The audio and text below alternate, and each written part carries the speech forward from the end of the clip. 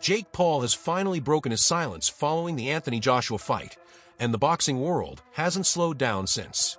After months of build-up, non-stop trash talk, and one of the strangest matchups the sport has ever witnessed, Jake Paul versus Anthony Joshua actually became reality. And the fallout has been just as wild as the lead-up. When Jake finally spoke, his response wasn't an excuse. It wasn't denial, and it definitely wasn't silence. You know, like you would assume that wealth would take away your drive for competition. It hasn't, yeah. He's also nuts, right? Just the fact that he's willing to fight the two-time heavyweight champion, former Olympic gold medalist. Yeah. A guy who's gigantic in his prime, built like a Greek god. Yeah. And you're going to stand, and he's a one-punch killer. And you're going to stand in front of that guy, and he avoided shots till the 6th round. He just started getting tired. Yeah, his movement in that fight was crazy. It was very good. Yeah. It was very good. He was really keeping him moving around the whole ring, and then you can't afford to get tired. That's the thing is, like, he gets tired in a lot of his fights in the later rounds. You should really sort that out. Because if he had a much bigger gas tank, like if he was training with like some of these elite world-class strength and conditioning coaches and just worked on his cardio, he'd be beating way more guys. You think so? Yeah. 100%. But it's like what he's doing is learning how to box, and he's boxing and he's training hard for sure. But to get that world-class gas tank, you need like a Sam Calavita. You need like a Nick Curson. You need like these plyometrics experts that got heart rate monitors on you, and they're checking when your recovery is ready and go. Yeah. And you're fucking yeah. You need guys monitoring your recovery, monitoring your heart rate variability, your VO2 max. I couldn't believe it. I don't know. And maybe he is. Maybe I'm wrong. Maybe he is doing that. Mm-hmm. But whatever it is, it's not. It's not enough. It's not enough. I broke Jake's jaw. And his teeth look a bit removed as well. Yeah, his teeth have come out of place. But credit to him, he done well. But I told him what was going to happen. But it just took 6 rounds to do that. People will criticize you for going 6 rounds with Jake Paul. How do you feel about that? I deserve it. Why? Come on. Because, you know, most people wouldn't have the balls ever to step in a boxing ring in their life. He stepped in a boxing ring with one of the baddest men on the planet, who's 40 pounds heavier than him and 6 inches taller. That's insane. He's one of the most skilled fighters on the planet. My brother, as a fucking YouTuber, went 6 rounds with him in a fight with a broken jaw and rolled ankle.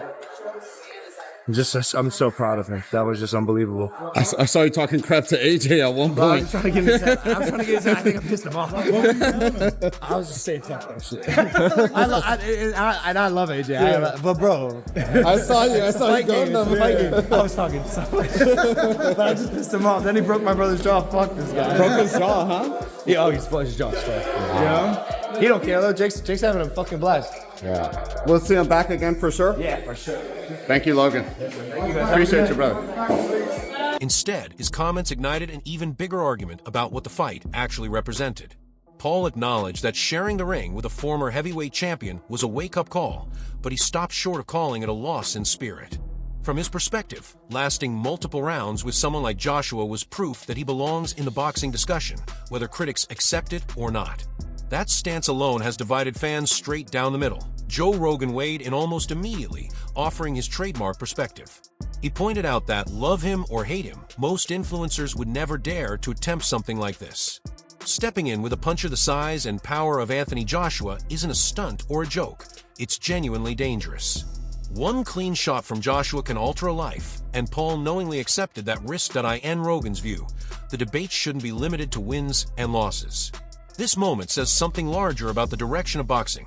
Influencers testing themselves against elite athletes, established fighters guarding their legacies, and fans struggling to decide whether this trend represents the sport's evolution or its undoing. Is it fixed? Are any of these fights prearranged? Are they fixed at all? Is there any discussion about, hey, you take an L, you're going to go down here? Because everybody says, oh, you held fucking Mayweather up. Mayweather held your brother up. It's bullshit. I don't know about anything else in the fight. I'm talking about my fights. I can't speak to anyone else's fights, but also highly illegal. Like, you go to prison for the rest of your life type shit. Well, right. With the Ben Askren fight, you know, I actually believed you you would have beaten Ben Askren. I just, like, he didn't look in shape or at all.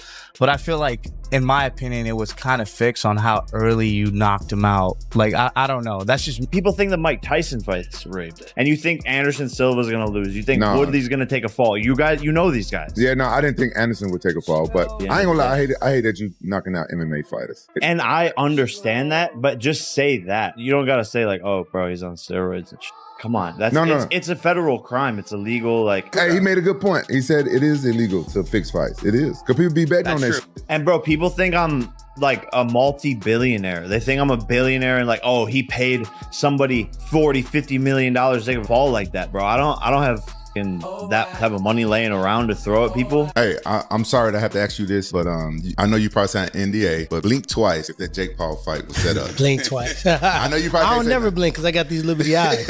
I don't need much air, you know what I mean, to keep them open. A lot of people wonder that, but think about this. If I say, Rampage, I'm gonna pay you $2 million, right? That this dude beat you, what you gonna do? You gonna feel disrespected, number one. Yeah. Right, that ain't enough money. Yeah. But I got paid in the Jake fights. For me to do that, I gotta be willing to walk away for good, and they gotta set me up for a while, at least not for life, but something like 20-something million where I can invest it and fall off in the shade, because that's what you would have to do. Would I do something like that? You would have to know me to know I'm too solid of a guy to even have somebody walk to me and ask me. Yeah. What happened to me is what was going to happen to him had he dropped those hands. Before we fought, I said, hey, you can knock me out and I can knock you out, and I'm going to try to fuck you up tonight. Anthony Joshua emerged from the fight looking steady, disciplined, and methodical.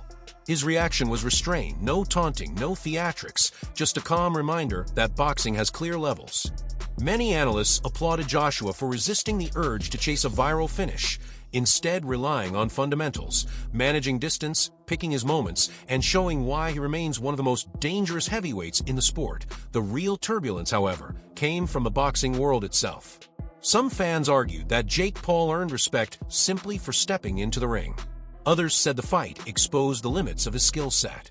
Critics questioned the matchmaking, while supporters insisted the bout was always about gaining experience, not winning. Then came the conspiracy theories, slow-motion breakdowns, punch-by-punch analysis, and endless arguments over how hurt Paul really was. One thing is undeniable. This wasn't a fight anyone brushed off and forgot. Chin. I mean, anyone who questioned whether or not you had a chin, I think the answer to that question was proven last night. Bro, you can take a shot. Anthony Joshua hits you with probably his hardest shot that we've seen drop every other single fighter that he's fought. Yeah. And he hit you in the face, and not only did you not get knocked out, you dropped and said, wow. I was like, wow, that was nice. I was on the ground. I was like, that was a good shot. Dude. Did he surprise you with his power? Like, no, to be honest, no. But I mean, he surprised my jaw. It's literally your snapped, face, bro. It's literally snapped, dude. When completely snapped. After the fight, you were like, I think like one of my teeth is, and you open your mouth, and I was the first to see it. I went, oh, you broke your jaw, dude. On both sides too. No, I really take my hat off. So I mean, we have to see if it is a broken jaw. Those injuries are very difficult to come back from. But as AJ said, like that last shot would have knocked out a lot of heavyweights. And I know he went down heavy, but you know, he was conscious on the floor. And I thought his game plan, although obviously very negative early on, which it had to be, was smart at times. And there were times where he held his feet and let his hands go.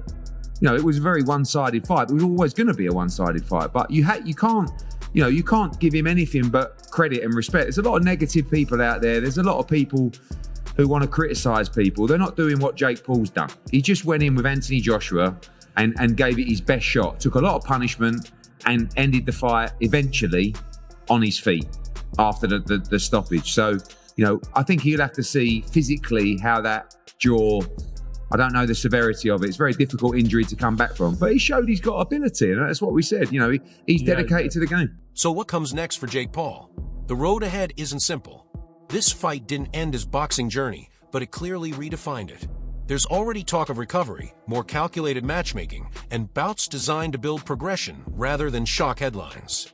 Paul has suggested that whether you call it a loss or a lesson, the experience has only intensified his drive. He believes he's grown, adapted, and still has unfinished business in his pursuit of legitimacy. For Anthony Joshua, the bout served a different purpose. It was about staying active, staying sharp, and reminding everyone he remains a force in the heavyweight division. With bigger fights still on the horizon, this was a clear message. When Joshua opens up and throws with intent, there are very few people on the planet who can survive it, and that reputation isn't fading anytime soon. This wasn't just another boxing match. It was a clash of worlds, a test of ego, a calculated risk to legacy, and a moment that forced fans to face an uncomfortable reality. Combat sports are evolving, whether we embrace it or not. And now, the question isn't whether Jake Paul fights again.